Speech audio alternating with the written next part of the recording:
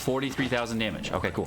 Yo, what's going on, guys? Sekapoko here, bringing you another Genshin Impact video. For this, we'll be going over the best build for Klee. We're going to be going into 3 different categories for this video. The first thing we're going to be going over is the testing phase for damage sets for different artifacts and weapon builds, so you can actually kind of see what the best things to do there are. We're then going to go into what I find to be the best weapons and artifacts for her overall, as far as my thoughts and opinions. And third, we're going to be going over different team builds and different ways to bring out the maximum potential of Klee and give you the most amount of damage, while also using it as either a support DPS, a main DPS, or a reactor, depending on how you want to use her. So without further ado, let's go and jump right into it.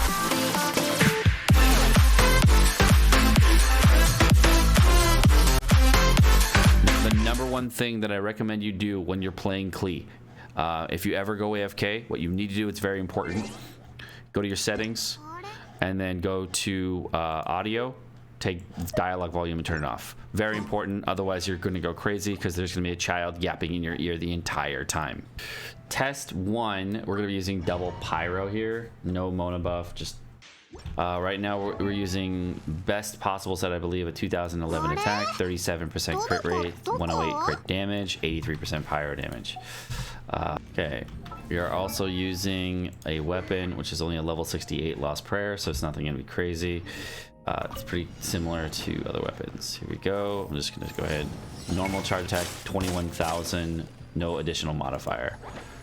Go ahead and get the additional modifier up. Oh. Charge attack again. 12,000 non-crits.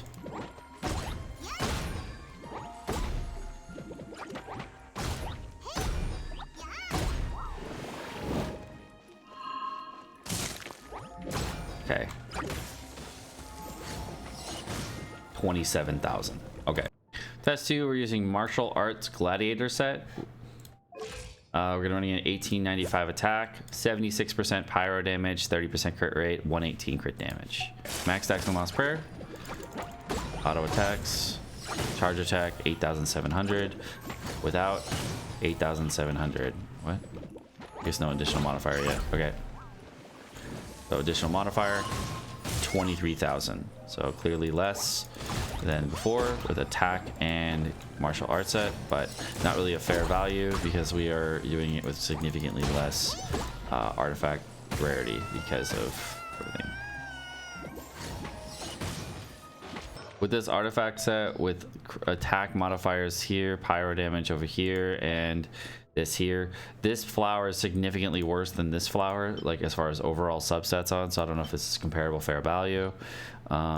This one is not very good in comparison to this, so but it does have crit damage modifiers that are higher, so you are getting a little bit more out of it. This one, we are doing it with 1576 attack. Overall details are going to include 33% crit rate, 130 crit damage, 83% pyro damage. Again, on this test, it's going to be not as fair because we are using a purple flower and purple feather or plume instead of the other one. We do have 4 stacks, so I'll make sure I get all 4 stacks before we do the test again. Little orby things in the Lost Prayer show you what stacks you're at. They're max stats. All right, check it out. So first charge attack, it actually didn't even show the damage. What? All right, 18,000 on the charge attack with no other modifier.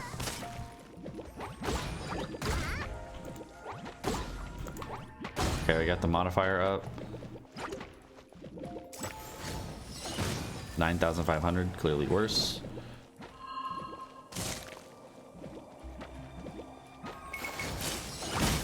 $7,800 if you do that. This one has a bigger crit damage modifier, so let's see if we can get the crit on. 21,000.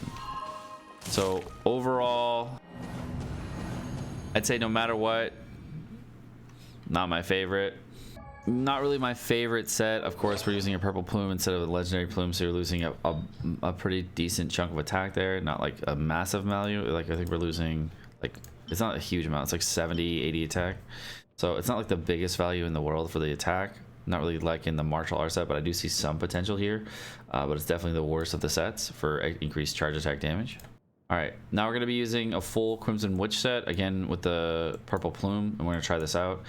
So you can probably see about a 10% damage increase if you wanted to compare it to other values if you used a legendary plume.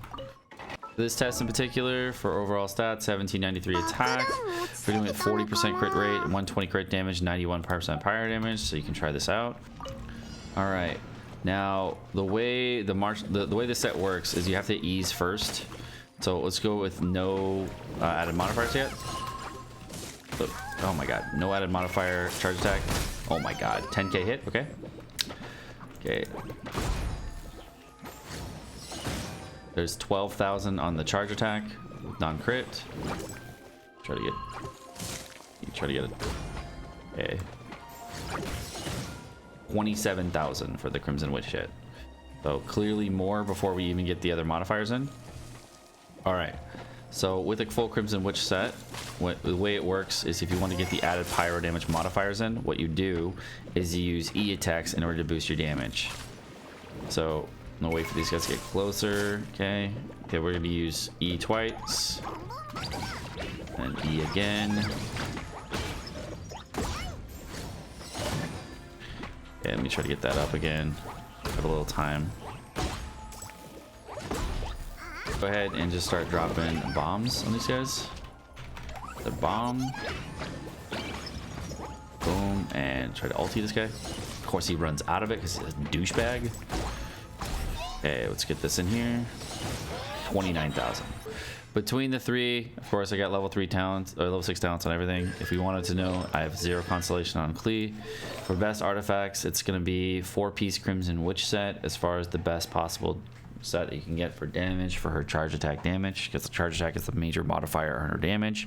A 2-and-2 set with the Gladiator and Crimson Witch set is a much more attainable set. So if you are looking to do an easier set, which is way more cost effective, I would recommend going with a Gladiator set with a Crimson Witch set on the side, because that is much easier for a lot of players to attain. The reason it's much easier to obtain is because a lot of people are going to have Gladiator pieces lying around, and if you do end up getting a couple Crimson Witch pieces, you only need to get a couple of those, and then you're able to actually get your crit damage piece or whatever piece you want for the last piece. My recommendation piece is like ease into your full Crimson Witch set. You're going to get really comparable values as you saw from the initial shots with Gladiator Crimson Witch versus full Crimson Witch. So it's not going to be so much better on a full Crimson Witch set. So again, I recommend going with Gladiator Crimson Witch to start with, and if you can go into full Crimson Witch, it will give you more damage eventually, but really on your burst, and you start seeing comparable values as time goes on. The interesting thing about this set is that even with the increased attack modifiers and everything, you're getting a little bit less damage, but it's not so much less that you need to worry about it. So when you're using a Crimson Witch artifact set, the thing that you also have to know about the clearly more damage is that you're also getting a 15% bump on melt damage. So that's gonna give you more damage overall as an overall kit. You're gonna get way more damage on your reaction damage. So because you get that 15% bump here, overload and burning damage increases, all that stuff increases. Because you get those modifiers, you get even more out of the melt proc. So if you want a bigger single hit, that would be the biggest possible single hit. And then, however, the unfortunate thing about Crimson Witch is you only have a 10-second window after you use your E to use your charge attacks to get your maximum potential damage. And if you're not getting the reaction at the right time, what happens with all the bombs on the field, you're not getting as much damage out of it. So a full Crimson Witch set potentially is higher damage, but is much more difficult to play around with and make sure the reactions happen at the perfect time. Again, that's why I recommend the Gladiator set mixed with Crimson Witch, because it's going to be easier for you, more cost effective, and you don't have to worry about as much. For 3-star weapons, there's a bunch of weapons you can use for Klee. My personal recommendation on what you should use for Klee initially would probably be the Amber Catalyst. I don't even know how you get this. I don't know how you. I've never seen this. Is this even in the game yet? I don't know if this is in the game, then this one, but I don't think it's in the game. Magic Guide is okay, but like if you want to use Twin Nephrite, that's all fine too. Just like you can refine this a little bit. Those are all fine. None of the 3-star Catalysts really synergize super well with her for 3-star Catalyst, so you don't have to worry about this too much, because 4-star Catalysts are much easier to obtain to get what you need.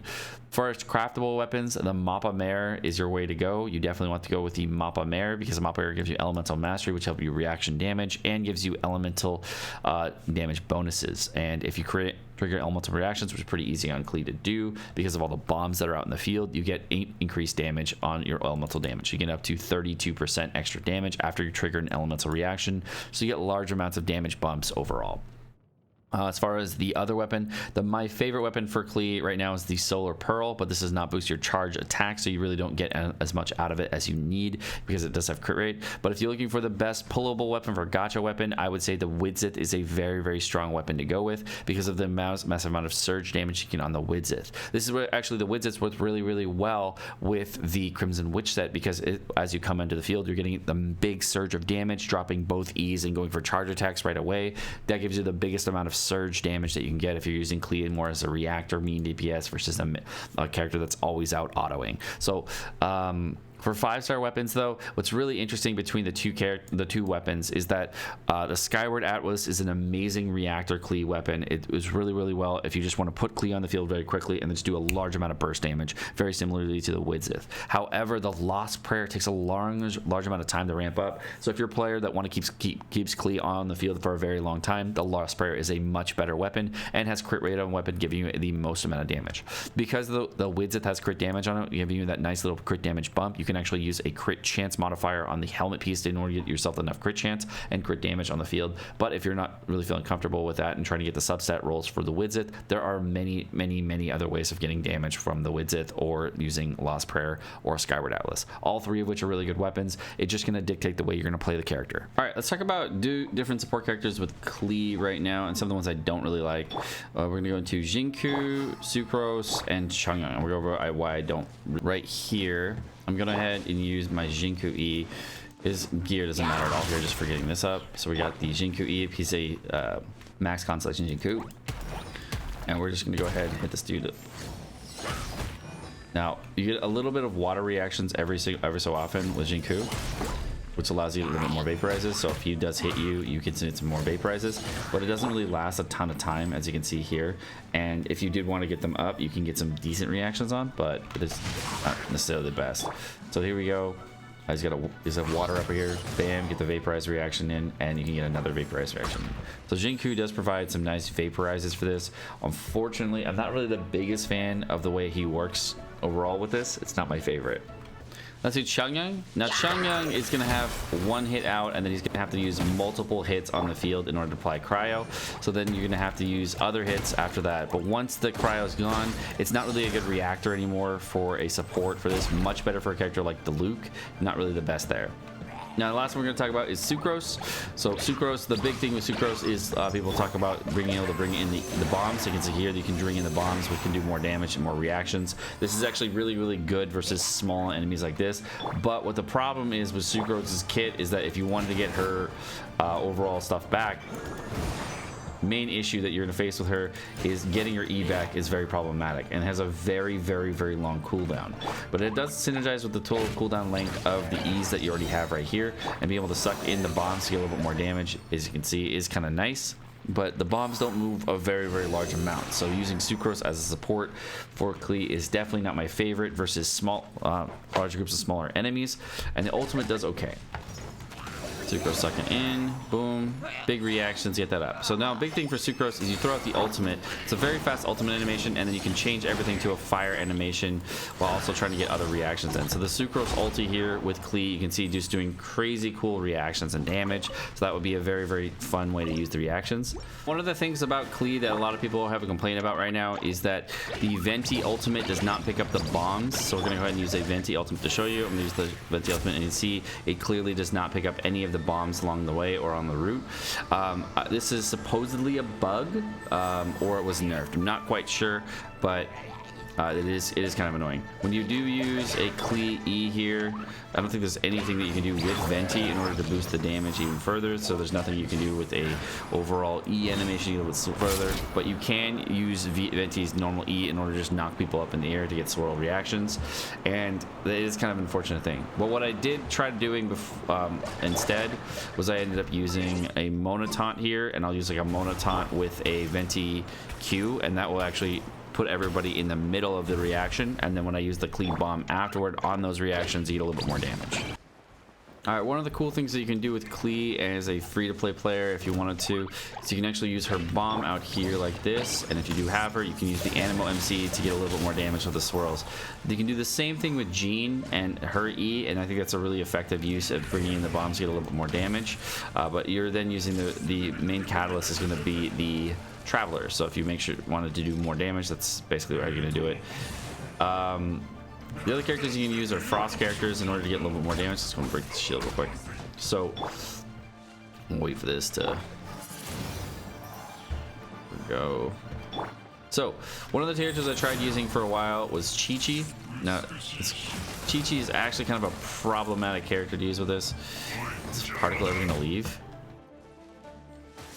There we go, got a particle on him. Okay, so the problem with Chi-Chi is you gotta get all the way in melee range and go all the way up on a guy, and that's probably the biggest problem with her overall.